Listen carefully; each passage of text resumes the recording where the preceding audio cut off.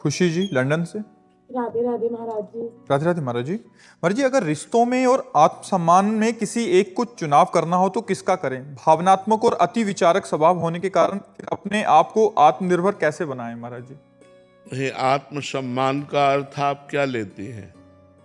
महाराज जी, आत्मसम्मान की अपनी अपनी अपने आप अपना सम्मान भी बना रहे और रिश्ते भी खराब ना हो। नहीं, अपने सम्मान को मिटा करके रिश्तों का पोषण किया जाता है। अगर हम अपने सम्मान की बात रखेंगे तो रिश्तों में खटास आ ही जाएगी। आत्मसम्मान तो भगवत स्वरूप होता है, लेकिन आप देहाभिमान की बात कर रहे हैं। जिसे आप आत्मसम्मान कह रहे हैं उसे देहाभिमान कहा जाता है। देहाभिमान को ठीक नहीं कहा गया है। देहाभिमान को मिटा करके हमको अपने रिश्तों का पोषण करना चाहिए। अपने जो भी रिश्ते हैं उनमें भगवत भाव रख करके अपने सम्मान को, देखो शास्त्रीय आदेश है, सबहि मान प्रद आप अमानी। जब आप मान रहित होकर सबका मान करेंगे तो रिश्ते अपने आप उज्जवल हो जाएंगे और सब रिश्तों में भगवान ही विराजमान है। अमानिना मान देनो कीर्तनीय सदा हरि। स्वयं अमानी रहकर दूसरों को मान देना। और हम अपने सम्मान की बात अगर ध्यान रखेंगे तो खटास तो रिश्तों में आ ही जाएगी और आप जलेंगी। आपका हृदय जलेगा, आपका हृदय असंतुष्ट होगा। वो ठीक नहीं, सिद्धांत से ठीक नहीं है।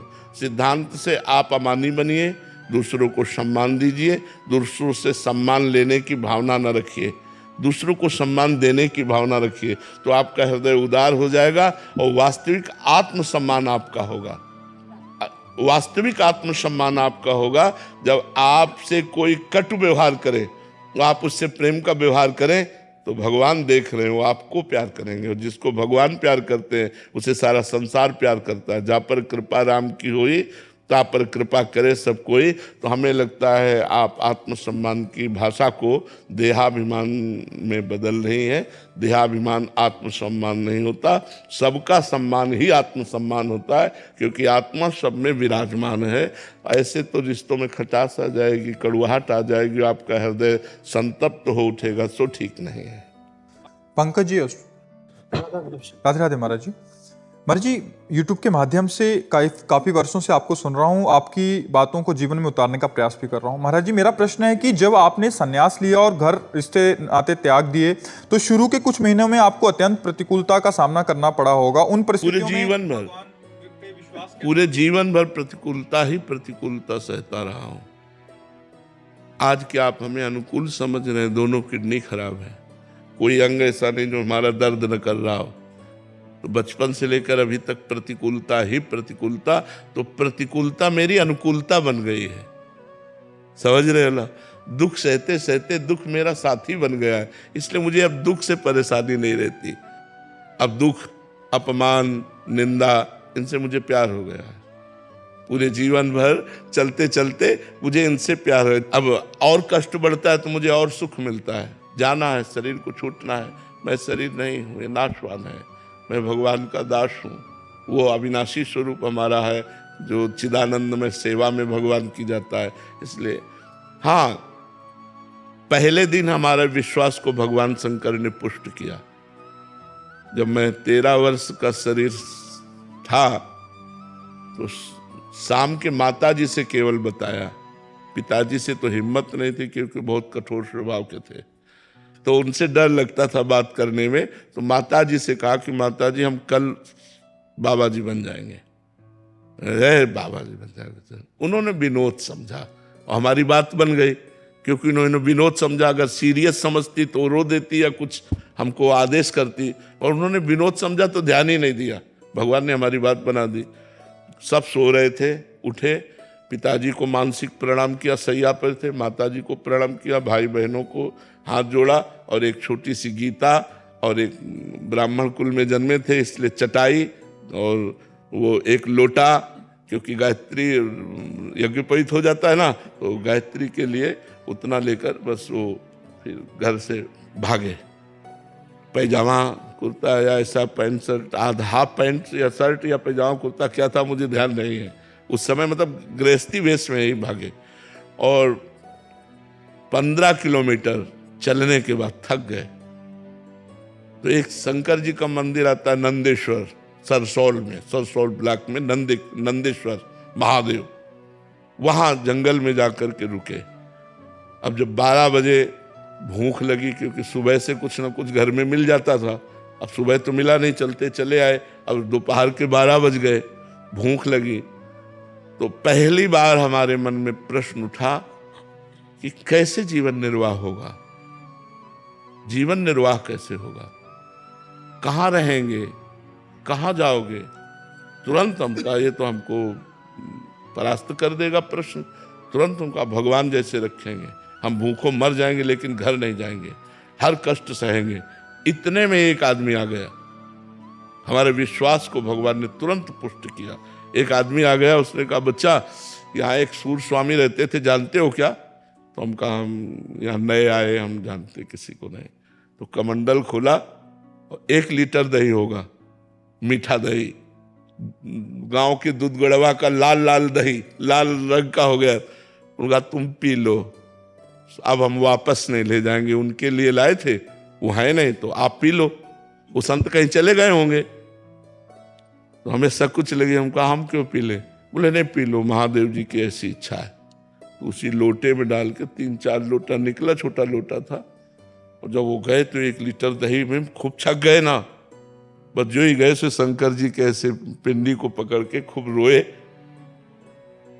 कि हमें विश्वास हो गया कि हमारे जीवन का आप पार करेंगे, आप स्वीकार करेंगे। बस वो दिन क्या दिन, कभी घर नहीं याद आया, कभी घर नहीं गए, कभी परिवार से एक रोटी नहीं खाई आज तक, अपने जन्मभूमि की एक रोटी आज तक नहीं खाई जब से घर से निकले, भगवान की कृपा से।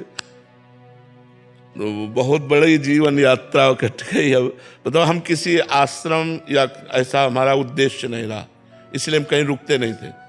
1 दिन रुके, 2 दिन रुके, 4 दिन रुके, कोई विरक्ति स्थान और भजनानंदी संत तो फिर 1-2 साल रुक जाते, जैसे सैनपुर में रुके, निम्बुआ घाट में रुके, ऐसे ऐसे स्थानों में रुके, घटिया घाट में रुके।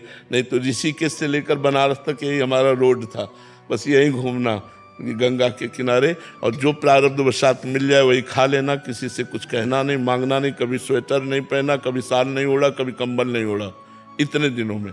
अब जैसे शरीर रुग्ण है तो अब ये सब सुविधाएं स्वीकार नहीं, तो इन सुविधाओं से बता रहे ना, हमें सुविधा, सुख और सम्मान और प्रशंसा, इससे हमें परहेज है।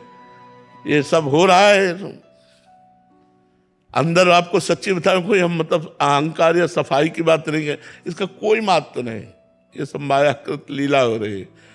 तो जो हमें दुख की बात रही, तो पहले हमें कष्ट लगता था, जब कष्ट लगता तो होता मुझे भगवान प्राप्त करना है, चुप शांत सह लो, चुपचाप सह लो। हम 2 श्लोक गीता जी के ये बहुत हमें काम दिए। पहला मात्रा स्पर्शास्तु कौन्तेय शीतोष्ण सुख दुखदा आगमा पाइनो अनित्यास्तास्तितिक्षस्व भारत, और दूसरा यम ही न व्यथ्यन्ते ते पुरुषम पुरुषर्षभ सम दुखा सुखा धीरम स्वमृतत्वाय कल्पते। जहाँ हमारा मन हमको विचित करता, सो इन श्लोक को इनका अर्थ विचार करने लगते। भगवान ने कहा ए चुप शांत सह सह सह सहते सहते सहते सहते भगवान ने श्री धाम वृंदावन का वास देकर अब यहाँ पूर्णता कर दी। अब हमें कुछ नहीं चाहिए, अब हमारे अंदर की कोई सांसारिक मांग नहीं रह गई कि अब हमको ये सुख सुविधा मिले या कुछ। बस एक ही बात रह गई कि मैं प्रभु को कहीं भूल न जाऊं, एक डर बना रहता है, मैं कहीं इस बाजार में अपने प्रभु को न भूल जाऊं। इसलिए उनसे यही प्रार्थना करते रहते कि पूरे जीवन आपके चरणों में गया, अब कहीं आखिरी में लाके ऐसी खंदक में मत डाल देना कि आपको भूल जाए। यश कीर्ति प्रशंसा सब वैभव कहीं ऐसा न हो नाथ आपको भूल जाए, क्योंकि हमारा लक्ष्य ये नहीं है, हमारा लक्ष्य आप है, आपको कभी भूलूं नहीं। तो दुख तो हमारे जीवन का मित्र रहा है और वही मित्र हमको भगवान से जोड़ दिया। तो ये जीवन कथा है हमारी, पीछे से लेकर के अभी तक। महाराज जी हम पर भी दया कीजिए कि हम भी भजन नहीं छूटे हमारा। हाँ, यही सबसे बड़ी बात है, भजन न छूटे, यही सार बात है। सार बात यही कि महाराज जी, सांसारिक जीव जो हम जैसे हैं उनको तो एकांत काटने को दौड़ता है महाराज जी, हमें समाज काटने को दौड़ता है। मैं आपको हमारा मन जो है वो सही पूछो तो आज हमारा मन उस बात को लेकर के ललचाता है जिस बात को भगवान ने हमें पहले दिया था। जो गंगा किनारे का जीवन था उस बात को लेकर ललचाता है, लेकिन अब हम असमर्थ हैं। अगर हमारा शरीर स्वस्थ होता तो आपको सही कहते हैं, ये सौभाग्य आप लोगों को ना मिलता। हमको ये सब अच्छा नहीं लगता। सुमन जी पंजाब से। महाराज जी दुख में भजन छूट जाता है तो महाराज जी ऐसे में कैसे? दुख में भजन तो अधिक होता है, इसका मतलब आपका भजन में अभ्यास नहीं है, इसीलिए है ऐसा। जो दुख में भजन नहीं कर पाता और सुख में क्या भजन करता है? अनुकूलता का कहीं भजन होता है? भजन तो हमें तो लगता है दुख में ज्यादा होता है। जब प्रतिकूलता, अपमान, निंदा, विपत्ति, दुख ये घेरे हों तो हमारा चित्त भगवान में स्थित होना चाहिए, तभी माना जाएगा वो भजन करता है। नहीं तो फिर भजन क्या? दुख में आया और भजन भूल गए, प्रभु का सुमिरन भूल गए, इसका मतलब भजन ठीक नहीं है। अभी भजन ठीक नहीं है। भजन को ठीक करो, अभ्यास ठीक करो भजन का। दुख में भी हमारी चित्तवृत्ति भगवान में लगनी चाहिए, अधिक लगनी चाहिए। कुंती जी ने तो भगवान से दुख ही मांगा कि हर समय दुख एक ऐसा है जो भगवान का स्मरण कराता है। तो कुंती जी ने भगवान से कहा मुझे सदैव दुख प्रदान कीजिए। भगवान से कहा विपत्ति दीजिए, पग पग पर विपत्ति दीजिए जिससे मैं आपका स्मरण कर सकूं। तो अभ्यास ठीक करो। दुख में तो और भजन होना चाहिए जी। जब दुख आता है ना तो फिर हम बहुत झगड़ा करते हैं उनसे। और नहीं तो ऐसा प्रेम थोड़ी, प्रेमी से अपने सुख थोड़ी मांगते हैं, प्रेमी का सुख देखते हैं। अगर भगवान से प्यार है, भगवान को अपना मानते हो तो जोई जोई प्यारो करे सोई मोहि भावे। जिसमें प्रभु राजी हो उसमें मैं राजी होना चाहिए। हम लोग सुख के गुलाम हो चुके हैं, इंद्रिय सुख के गुलाम हो चुके हैं, तो हम भगवान से इंद्रिय सुख मांगते हैं, ना दे तो हमारी अश्रद्धा हो जाती। ये गलत सिद्धांत है, कोई भक्ति का सिद्धांत नहीं है, ये कोई अध्यात्म का सिद्धांत नहीं है, मनमुखी बात है। ऐसा ठीक नहीं बच्चा। मनुष्य जीवन इसलिए नहीं मिला है, मनुष्य जीवन मिला है दुख सुख में सम होकर भगवान का भजन किया जाए, भगवान से प्रार्थना की जाए। इतनी प्रार्थना तो की जा सकती, नाथ दुख में हमको दुख सहने की सामर्थ्य दो और सुख में दूसरों को सुख प्रदान करने की भावना दो। अगर हमारे पास सुख है तो हम परोपकार करें, दूसरों को सुख प्रदान करें, और दुख है तो मुझे सहने की क्षमता दो जिससे मैं आपके द्वारा प्रदत्त दुख को सहकर आपका स्मरण कर सकूं। तब तो ठीक है, नहीं तो फिर वो ठीक बात नहीं है, ये सांसारिक बात है।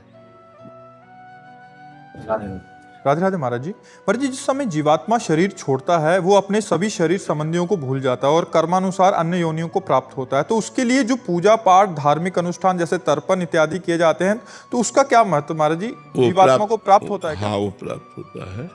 ये भागवतिक संस्कार, जैसे आपने पंडित लोग संकल्प कराते हैं ना जिसके नाम से, तो संकल्प करा करके जे ही मंत्र पढ़कर उसको पिंडदान किया गया या उसके निमित्त भंडारा किया गया या उसके निमित्त पुण्य दिया गया, तो वो पुण्य जो है वहाँ पहुँच जाएगा। जिस देवता को साक्षी करके किया गया वो देवता उसको पहुँचाएगा, चाहे जिस योनि में हो उसकी उन्नति होने लगेगी। वो पुण्य उसको बढ़ा देगा, वो पुण्य उसकी तृप्ति करने लगेगा, उसकी उन्नति कर देगा। तो ये हमारे धर्मशास्त्रों का जो नियम है, ये कोई व्यर्थ नहीं है कि वो मर गया तो वो कौन नहीं, ट्रांसफर होता है। हम जब इधर से भेजेंगे तो हम, इसीलिए तो भगवान को साक्षी किया जाता है, देवता को साक्षी किया जाता है। मंत्र जो है देवताओं के हित होते हैं, तो वो देवता वो भगवान के पास, भगवान उसको वहाँ पहुँचाते हैं। जो जीव जहाँ होता है उसकी उन्नति हो जाती है। ये पक्का समझो, इसमें अविश्वास नहीं करना चाहिए। खूब नाम जप करना चाहिए, खूब उनके लिए संत जिवाने चाहिए, पवाने चाहिए, तीर्थ याटन करना चाहिए, पिंडदान करना चाहिए। तो हमारे माता पिता या जो सगे संबंधी हैं उनकी उन्नति हो जाएगी, उनका कल्याण हो जाएगा, उनका मंगल हो जाएगा। पितरों में और पूर्वजों में क्या डिफरेंस होता है? एक ही बात है, वही पूर्वज जाकर पितर बनते हैं जाके। वही पूर्वज जो हमारे हैं ना वही पितर होते हैं। वैसे पितर लोक है, पितरों के स्वामी आर्यमा है, जितने हमारे पूर्वज होते हैं वो जाकर के पितरलोक में, तो पितरलोक अगर वो कहीं अन्य जगह गए हुए हैं तो पितरलोक से वहाँ ट्रांसफ़र हो जाएगा, पुण्य वहाँ पहुँच जाएगा। ये डिपार्टमेंट अलग अलग बना हुआ है।